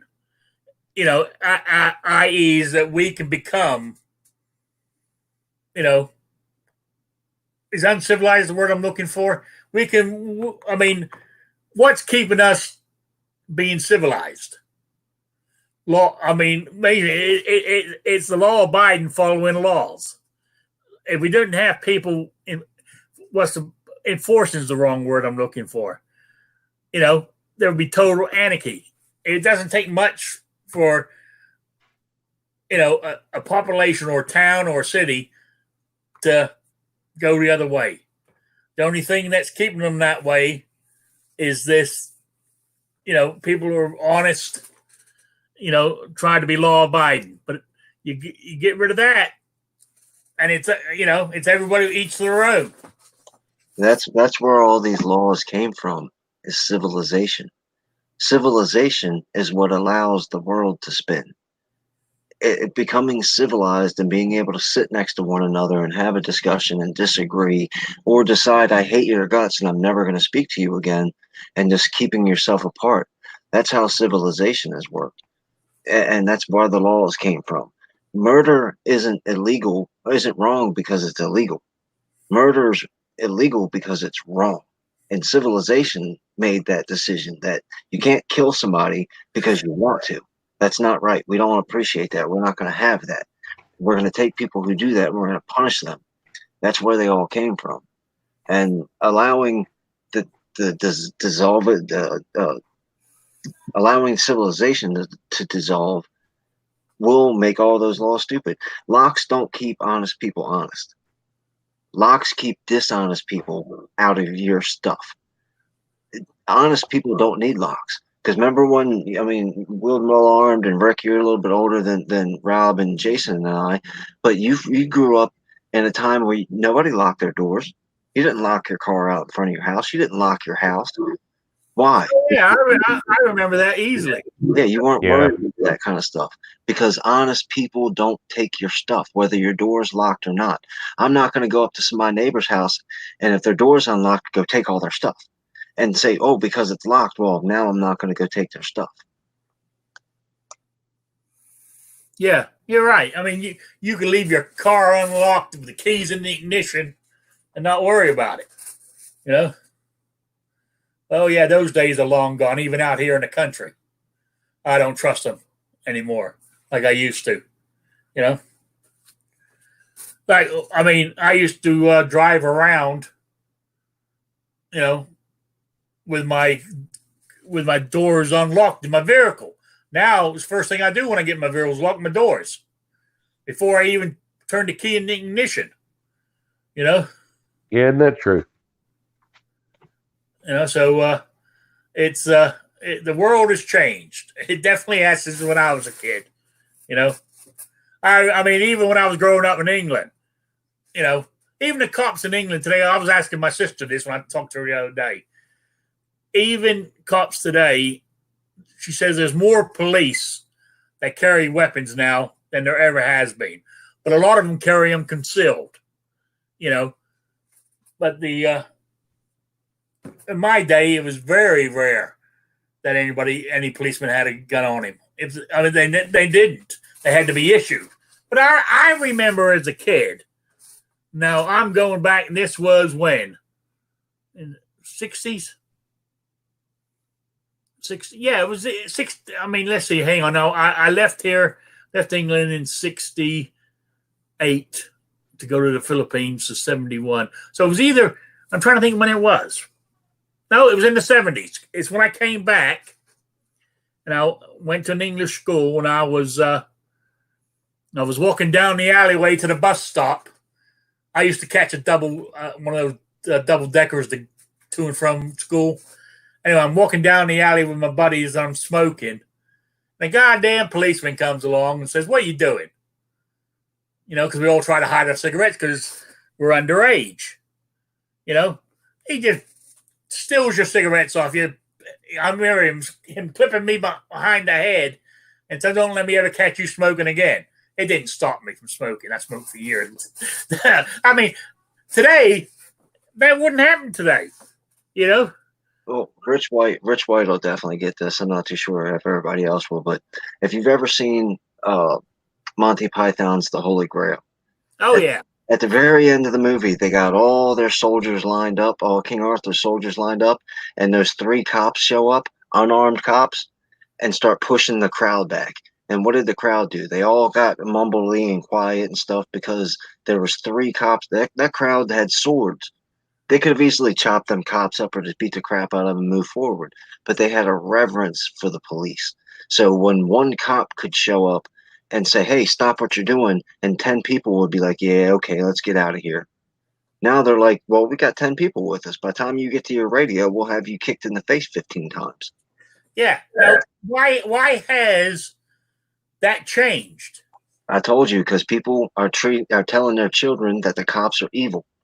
Because the government told those parents that the reason that your life sucks is because of this, that, and the third, and the cops hate you. And if you go outside your house, the cops will kill you, and the cops will beat you and harass you, when that's not true. And they teach their kids that, so kids grow up distrusting the police and fearing the police and having no honor for the cops. And and President Obama preached that for 8 years. Some places it is true. So maybe not to that full extent, but in some places some of it is true. No, it's not. It's not true. I lived it. I come over. You live 3 hours away. Drive down here, and we can hang out in Baltimore all this week, and I'll prove to you. I don't need to prove it. I live it, man. You can say what you want. I get harassed when I leave Walmart with ammo. I get harassed and asked why I'm driving down this street. I deal with it on a regular basis. Dirty plate light, you're getting a ticket. It doesn't. It's not supposed to be out. That's why you got to. It's not out. It's a dirty plate light on a clean car. If they can't see they can see the plate, man. Change the laws. The cops aren't out there pulling people over and harassing people just for the kicks. There's a few of them out there that are jerks. They profile and they harass sometimes. So that's just that's reality.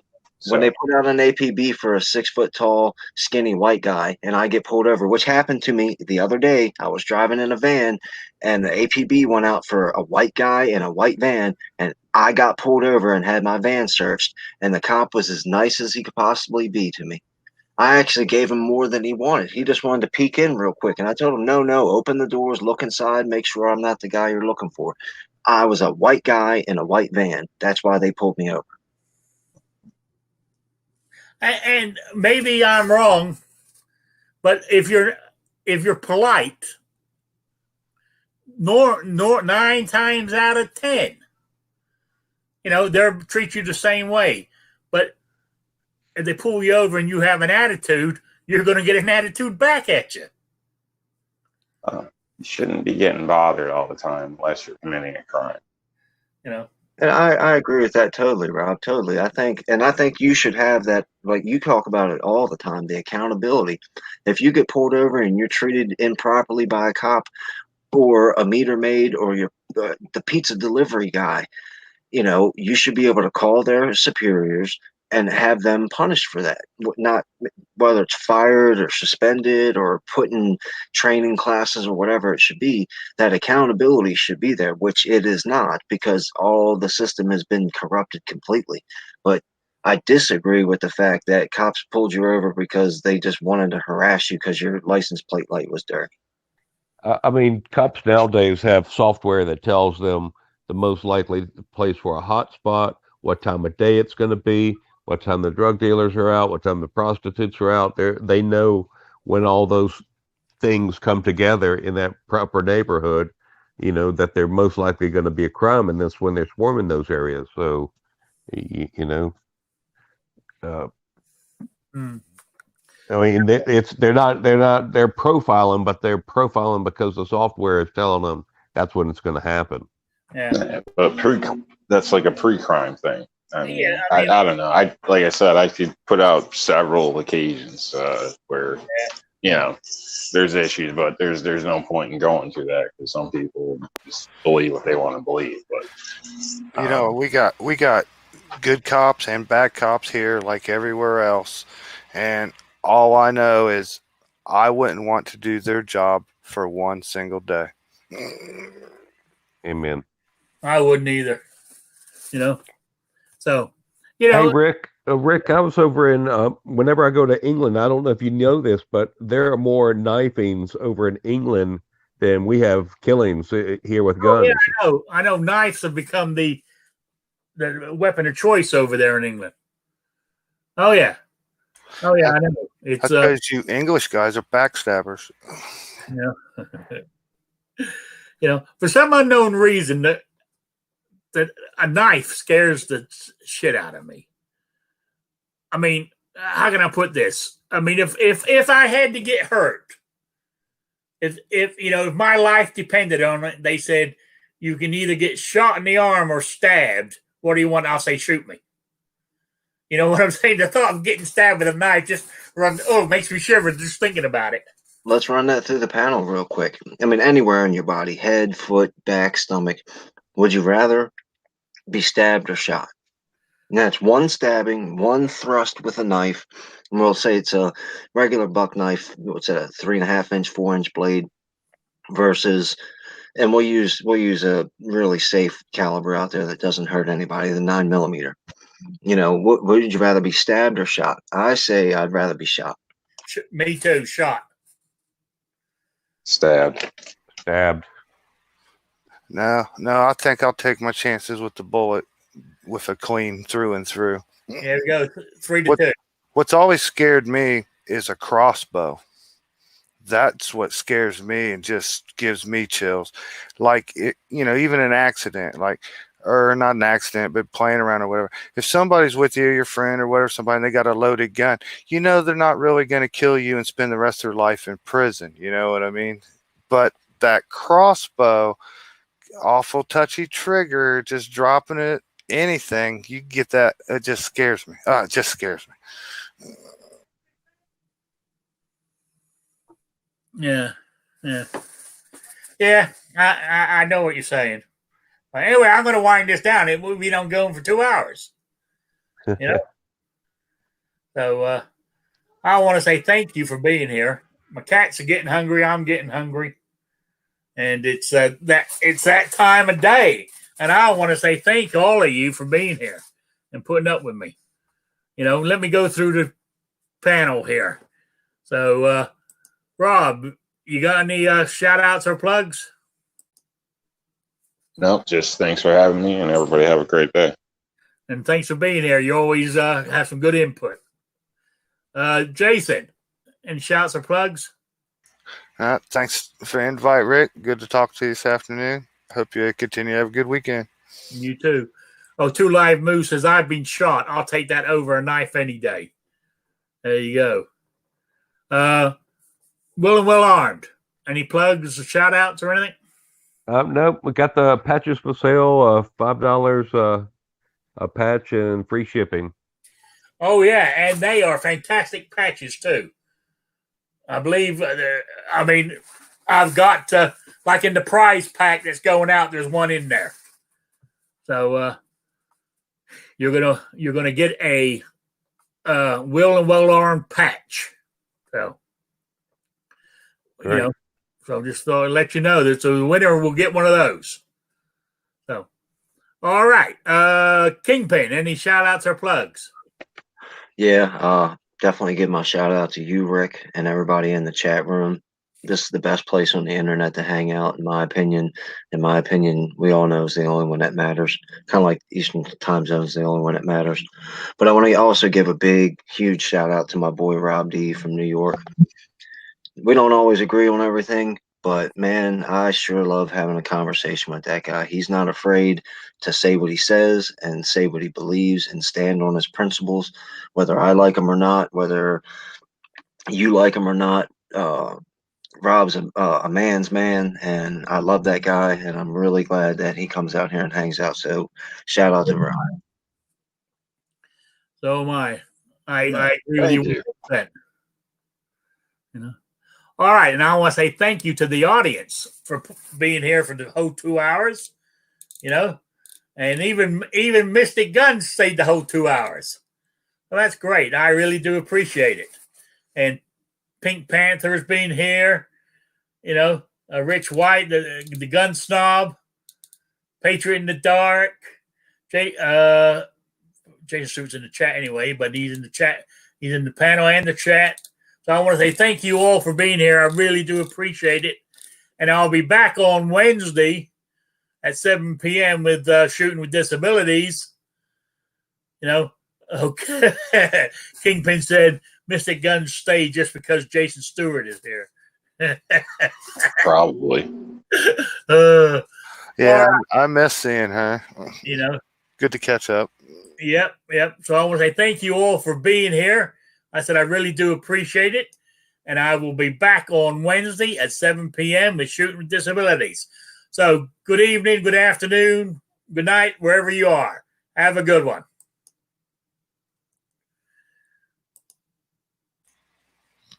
All right.